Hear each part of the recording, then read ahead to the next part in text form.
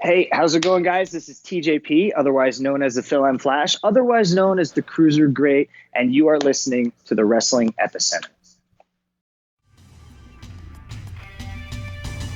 You're listening to Interactive Wrestling Radio, featuring the interactive interview, courtesy of WrestlingEpicenter.com.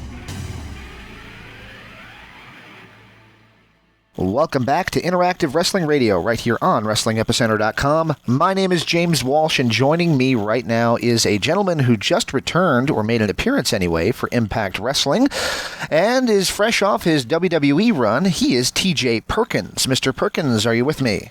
Yes, sir. Thank you very much for having me. It's a pleasure to have you, man. So, it's a brave new world for professional wrestling right now. I was watching, I was watching some videos. I've heard and noticed, yes.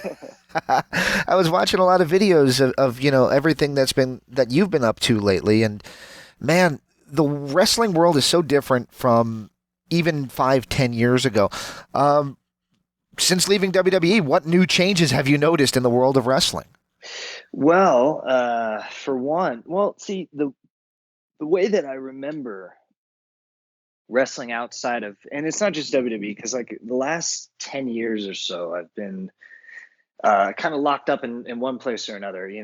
There was a few seasons at Lucha Libre USA, which was an MTV Lucha Libre show for a few seasons. I was there for a little while. I moved right from there to Ring of Honor for a couple years, then to TNA Impact for about 3 or 4 years, and then WWE the last 3 years. So it's not since like 2010 or 11 have I had this sort of freedom. And wrestling at that time, outside of a contracted company, was almost like the dark ages compared to now, because the social connectivity and technology and everything is so vastly different. The way that distribution is and everything now, there's on demand and streaming services and all kinds of stuff. And so now it's crazy because there's all of that, and there's a lot more tentpole type promotions I've noticed. Places like a Smash Wrestling or Defy, Prestige, PWG, AAW. There didn't used to be stuff like that at any point in time. Even during the original indie boom, which was around, I don't know, 2004 or so. And when I started, this was back in '98. There was none of this stuff. So there's no such thing as social media. So there was no Google, YouTube. There was no Instagram, Twitter. There's no MySpace. Facebook. All this stuff was not really a thing yet. Most people didn't even have cell phones. DVDs weren't even being produced for wrestling. Maybe it was on VHS if they even taped it, and that was it. So it is so different from what I was brought into and from what I last remember. But it's a breath of fresh air. People are full-on entrepreneurs now and very in command of their brand, and it's great. All right, so this isn't my first question. It wasn't going to be my next question anyway, but you did an interview. You were at StarCast. You were a part of that whole crazy weekend that was the AEW Double or Nothing weekend. I saw the interview that you did, that you said if you're a wrestling fan and you're not watching this, what's wrong with you? So here's my question. What did you think of AEW Double or Nothing, and do you still feel that basically they've given us WCW back? I thought it was great. I thought it was amazing. I'm really excited for everybody involved, and all for different reasons. Nick and Matt, I've known for a long time, actually. We come from the same place. And I was a part of their shows when they were doing, like, you've probably seen them reference it, where they reference like their high desert, like their backyard / indie promotion that they kind of had going when they were young. And I was one of their guys. So I've seen them go from that to this. So I'm incredibly happy for them and proud for how much they've how far they've gone. And obviously with Cody, it's sort of in his blood to it's kind of a birthright to be able to work in this capacity more than just a performer, and to really have be a figurehead administratively to offer that to the wrestling industry. And so that's pretty cool to see.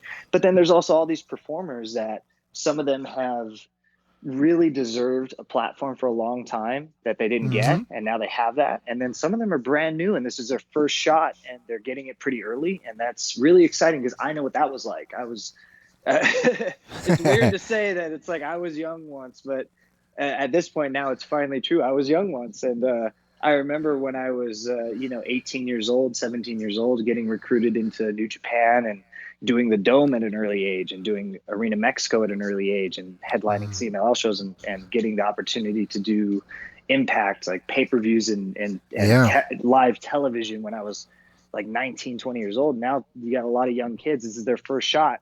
I've been in their shoes. I know how exciting that is. And that's really incredible to see. And lastly, I do think they give us WCW back, but in reverse. I think that in this case, they're like the WWF, they have this exciting product with like people that you want to see what they're going to do and want to see them develop. And it's exciting and partially unknown. And that's what makes it exciting. And then WWE in this case is sort of like the WCW. They have the deep pockets and they have a big roster, but they're the old guard in this case. Yeah. So yeah, they really did give us that dynamic back. They really did. And they also have way too much programming, which was the biggest problem with WCW. But that's a whole conversation we could have For another sure, day. yes, yeah. Well, you mentioned the WWE. We got to go there. I kind of work backwards. I don't know why this is with me, but I kind of work backwards in some ways. So, the Cruiserweight Championship.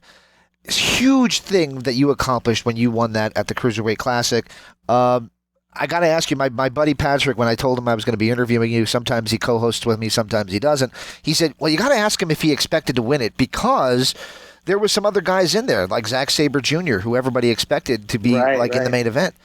Did you expect to be in the main event? And was this a huge of a deal as, when you say it out loud, it sounds ginormous. In the moment, did it feel like it is now? Or like it was? Well, I think that, and I kind of always thought this, that it would mean more the further away you get from it. And a lot of things I think are going to feel that way in this day and age because this generation now is big on social narratives, which is something you just kind of touched on because there was a social narrative attached to it. But the thing is, those things fade, like 3 or 4 years go by, those things start to fade. Then like 5, 10 years go by, those are non-existent. And then you really only have whatever historically happened at your disposal. And then people are able to see in the grand scheme what it meant. So I've always felt like it'll mean more the further away we get from it anyway. So yeah, like it does feel a little bit more like at the time I went back to my room by myself and ordered a pizza and played some video games, just laid the title on the bed. Like it was like no thing, at the time. But now I look back and it's a little bit more special than it was at the time of, because I see kind of what it did. It was kind of like opening the gates for a huge demographic within our industry to succeed where previously there had been no landmarks for them to say, hey, you can, because for like 10 years, the door was closed on guys like us. So exactly, it was that. But I knew I was going to be in the main event after round 1 because they had asked me who I wanted to wrestle in the final. So I knew. I know everybody, assumes because of like say Zach and Coda, and obviously they're in separate brackets. But something I came to find out, this is just sort of the way WWE works, is they do stuff like that on purpose, not because that's the route they're going, but because they know a certain subculture of fans is going to fantasy book that. So if they just put that... Of which I'm probably a part of. So if they plant that seed, they know that that's going to advertise itself to that group, and they have to do... Then they don't have to do any more work because that group is going to be hooked on it from that point on. But they asked me from the beginning who I wanted in the finals, and they kind of gave me a choice between either Zach or Metallic. And I actually chose Zach. I'm good friends with Metallic. I'm good friends with Zach, but I really wanted to do the Zach match. But I think maybe they felt towards the end that we were maybe a little bit not too similar. Like it's not a bad thing, but it would have styles make fights. So I think with Metallic, they get a more diverse match and they get a more diverse audience as well. So that's why they went with that. But yeah, I mean, I knew kind of from the beginning that I was going to go all the way through, at least on my half of the bracket. And so they asked me that from the get-go. So the old cutoff for cruiserweights used to be like 230, 235. And if you look at who's champion now, you got Seth Rollins as world champion. Johnny Impact just lost the title, but he was Impact champion, and he was under that weight class as well. Sean Waltman did a really interesting podcast talking about how the advancement of the smaller guy, of which in his time he was considered to be one of them. What do you consider, or what do you think is the reason that the guys like yourself, the guys who are not the land of the giants, the Andre the Giants of years gone by, are getting so much more attention than some of the other guys now? I think it's really just in the real answer to that is the world is getting greener. That's just the way it is. Like the world is getting a little bit more in tune with being healthy and things like that. So people are getting closer to their natural existence, which is not something that just the world in general was for the longest time. Technically speaking, almost everybody is obese by definition, because we're all sort of not the healthiest version of how we should be, at least the way God intended or whatever in the beginning. But so I think the world getting a little bit more healthy and being more regulated in that way contributed to it, because people are leaner now and operating differently. And then inversely, in the beginning, coming from the carnival days, what made wrestling such a spectacle with an archaic system where guys weren't as maybe necessarily talented, and it wasn't like a well-oiled machine that it sort of is now, as far as being able to have an upbringing in wrestling.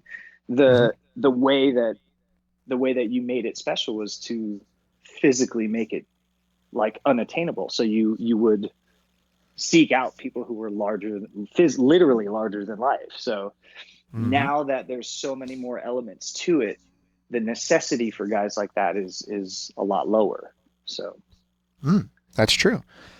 You mentioned video games. Do you think that plays into it anymore? Because my kids, they got hooked on No Mercy, which is an old game now, but yeah. AEW mentioned it. But you could do so much with those games and so many different moves that, if you see a guy go in there and they have the 5 moves of doom, that might not do it for this crowd now.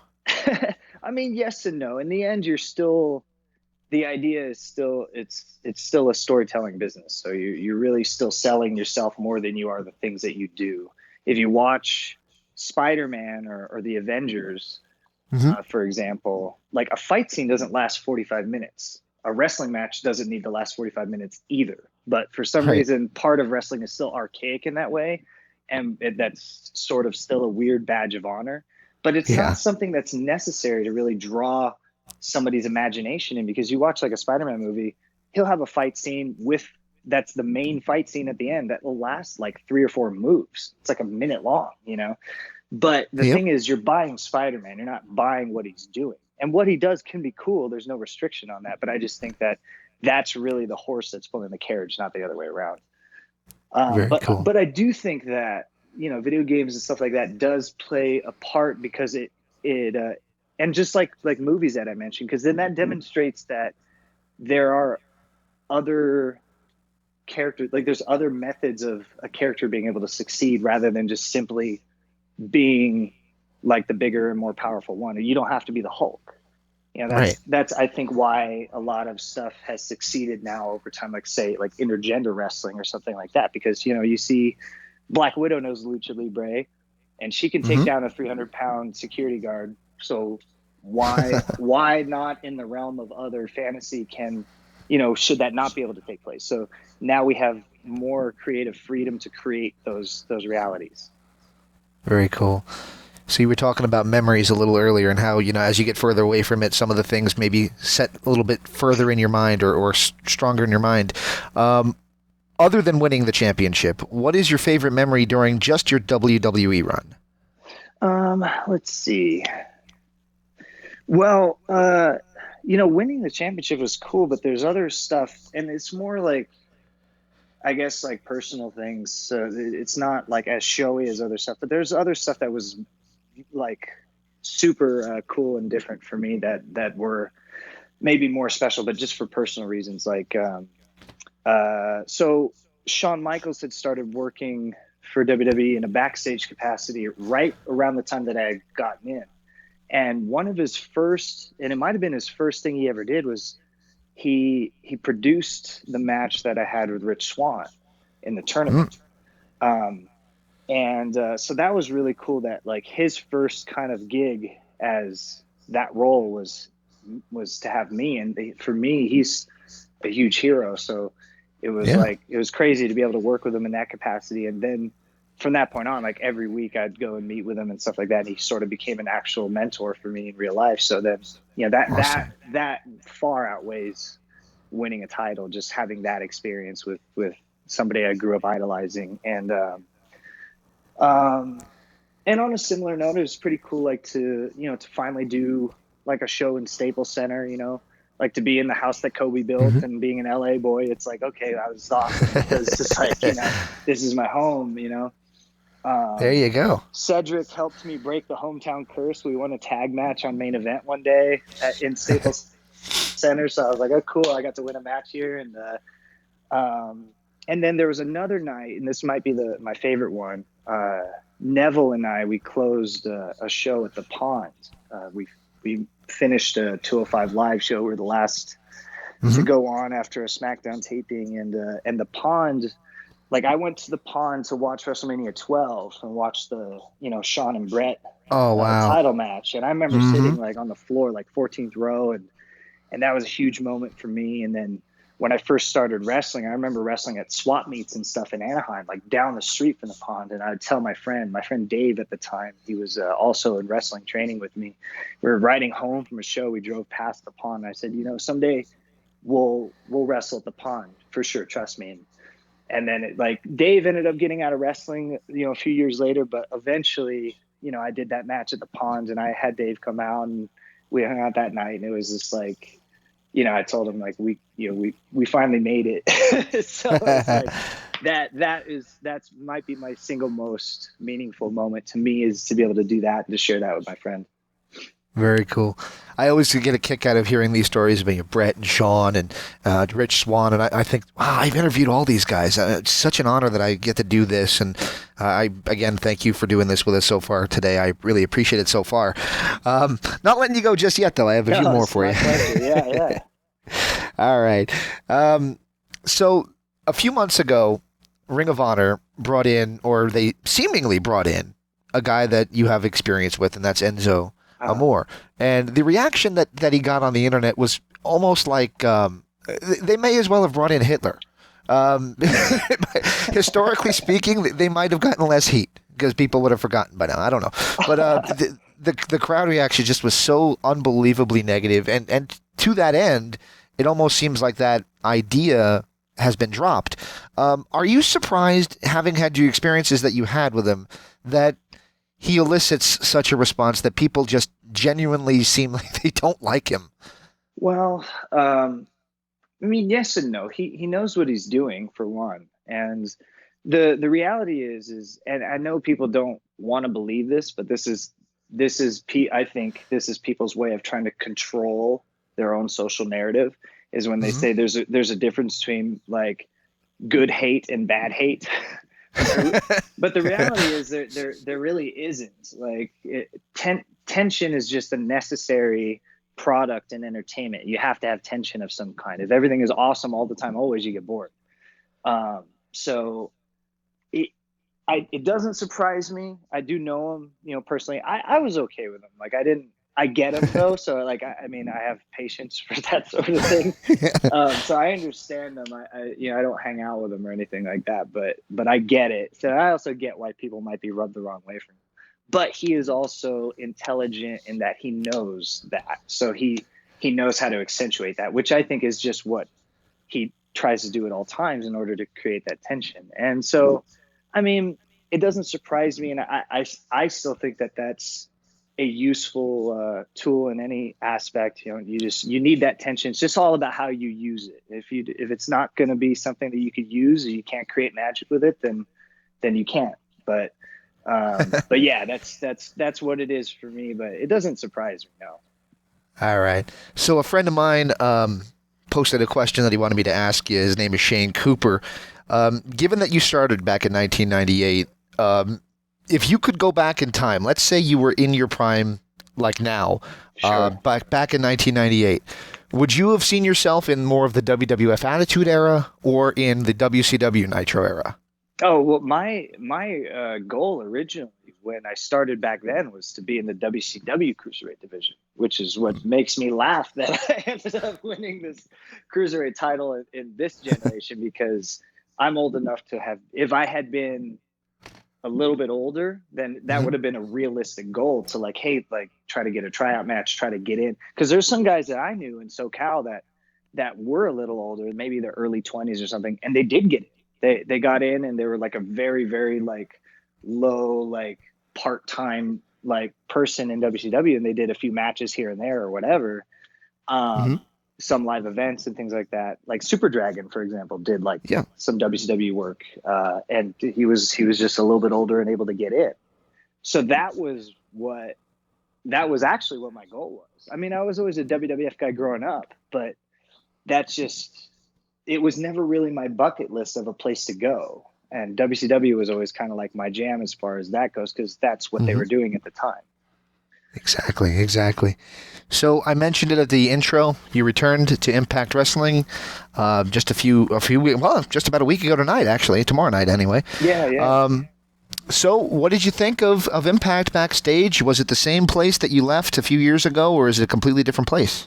It is and it isn't. One thing that was, everything was positive in terms of both it being is and isn't, but the roster is still a hell of a roster. I might say this might be the best roster they've ever had as far as overall talent and like the amount of people with the amount of talent that they have.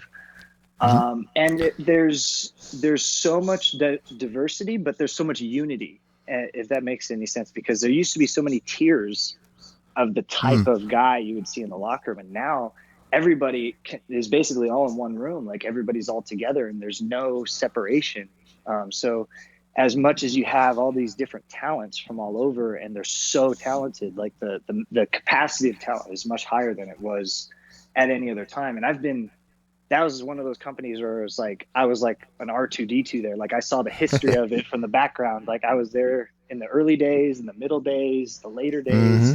I've seen all the transitions, and this is probably by far the most talented locker room they've ever had, but they're all together. There's no separation. Nobody's in a different room. Everybody's approachable. Everybody's together. And that's really refreshing. And the administration is very approachable and very flexible and very encouraging. And that's different than it used to be, as a pleasant surprise. So, it was really cool to see it. Yeah, very cool. And one of the guys you worked was Ace Austin, and I've heard you say in prior interviews you like to work with guys that you feel can get something from working from you. Would he be one of those guys? Well, he is. It's not really that like I want to work with guys that can get something from me, but I guess more so I like to work with guys that I can help them get something out of themselves that they don't otherwise get. Like I don't think that like I don't hold myself, I think, in a regard. You're extremely humble. Yeah, I know. Yeah. I get that from you. Yeah. Like I want to help him get something, and I feel like, if I could say something selfish, I do think that I've at least reached a point where I'm able to do that for people in ways that some other guys can't. But I like that. I like being able to help people in that way, and he definitely is one of those guys, because he's young, he's extremely talented, and he's got a really bright future, and he's the type of guy that I think, as I could see the things that goes through his head, like because of his age, but he's got great composure. So he's going to be really good, and I'm glad to have been able to get in the ring with him at this stage, because hopefully that helps him. Very cool. Wikipedia fact check time. I did this with a couple of guys, Luchasaurus, who just signed with AEW, and Cobra Moon. They both were listed as having signed with Ring of Honor on Wikipedia. Neither one was accurate. Your Wikipedia says that you are signed to Impact Wrestling. Is that the case? Right now?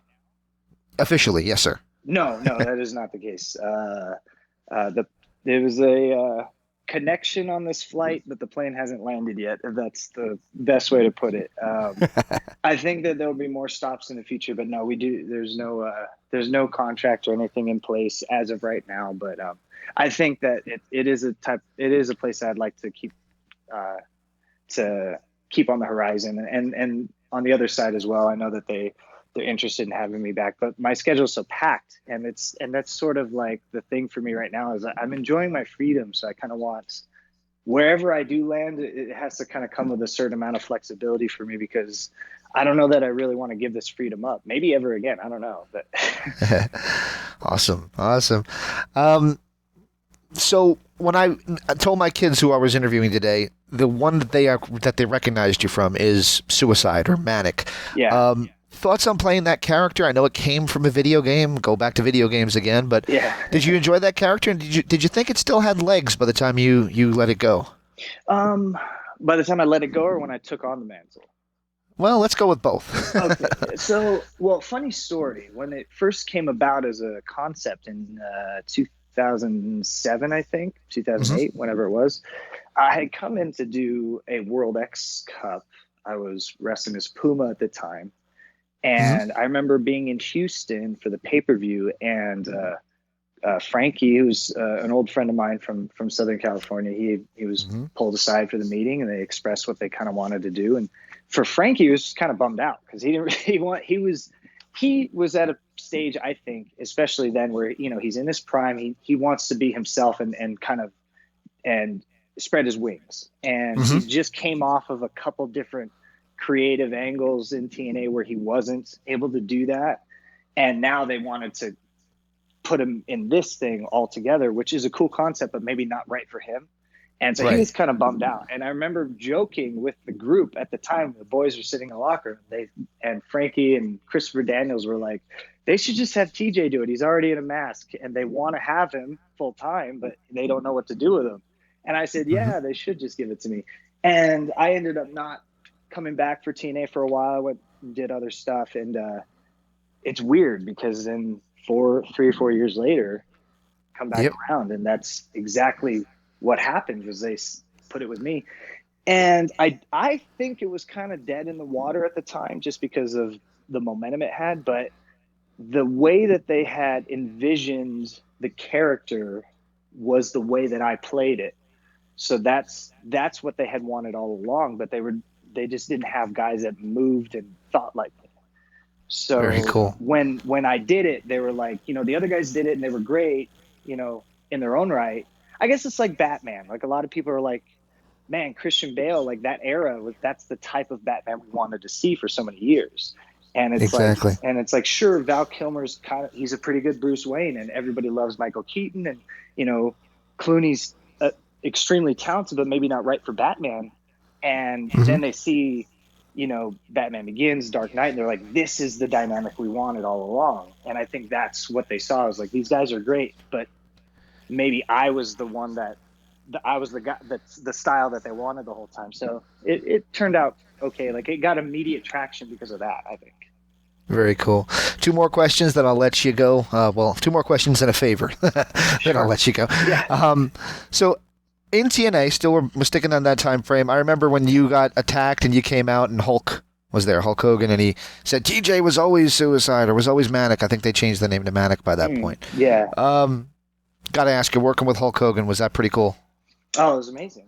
He's Babe Ruth, It's funny to say this, but it's really the truth. I don't remember who told me this, but I was talking with somebody and it came up. I mean, he's like, if you had to pick like 3 like universally recognizable people on Earth, he's like one of them. Like there's a lot of people and who are world famous for different reasons. Like they're a leader or something like that. So it's like their words are famous or their art is famous or their work or administration, whatever it is famous. But there's not that many people that walking down the street, like worldwide, universally, exactly who that is.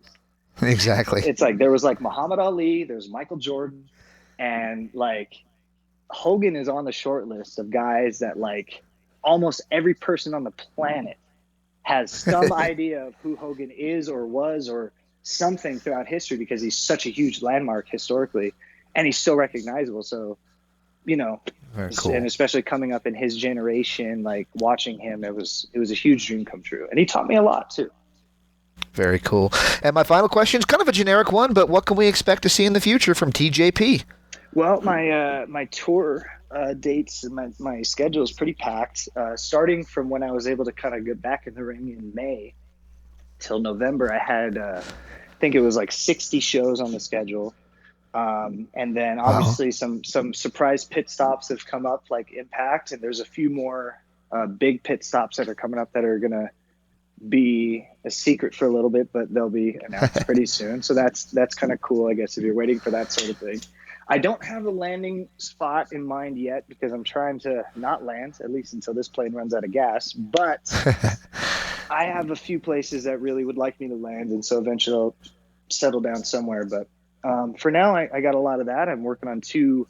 For as far as non-wrestling, I got a couple horror movies that I'm trying to work on screenplays for to get some shorts made. So being part of that process is new to me, but it's really cool. It's something I couldn't really do when I was in WWE. There's a lot of people who do horror from wrestling. I don't know what lends itself to that. Like Vinny Marseglia, for example, is a big horror guy. Yeah. So there's that, and then I started my own brand line with Detonation Kick. That's also something I couldn't do while I was still in WWE. So I'm excited to explore that, and there will be an extension of that will be more high fashion type stuff, because right now my stuff is like kind of like streetwear, like you would see like the Hundreds or a skate company or something like that, stuff I grew up on. Mm-hmm. And there's going to be a high fashion extension of it through a new social media app called Looptify, and so you can find me on there and subscribe to me on there. And it'll be at Mega TJP, and that's where you can find me on my socials too, Twitter, Instagram. And then if you go to detonationkick.com, the shop is up there. A lot of items. The women's line is up as well, and my tour dates are there. So chances are between now and the end of the year, I'm probably going to be in somebody's area if you're listening. So check and see. And if not, more stuff will be added soon, especially as we get closer to the new year. And that's pretty much it for now. I mean, I got my hands full, but it's exciting. Yeah, definitely. You are a busy guy. Well, I try to be. You know, I got into wrestling so I wouldn't have to sit at a desk. But I find every day I wake up and have to sit at a desk to handle all these details. And it's starting to now I realize that maybe being your own boss isn't always so glamorous. There you go. Well, I said at the beginning we would try to keep you 15 to 20. We've already gone 30-something, so I appreciate you being so patient with us and putting up with us for this long. Yeah, it's all good. It's my pleasure. Thank you. All right. Before I let you go, that favor I was going to ask you for, do you mind if I ask for a station ID just saying this is TJP or TJ Perkins, whichever you're happier to say, and you're listening to Wrestling Epicenter? Yeah, sure. Do you want me to do the whole countdown? Yeah, please. All right, sure. In 5, 4, 3, 2. Hey, how's it going, guys? This is TJP, otherwise known as the Phil M. Flash, otherwise known as the Cruisergreat, and you are listening to the Wrestling Epicenter.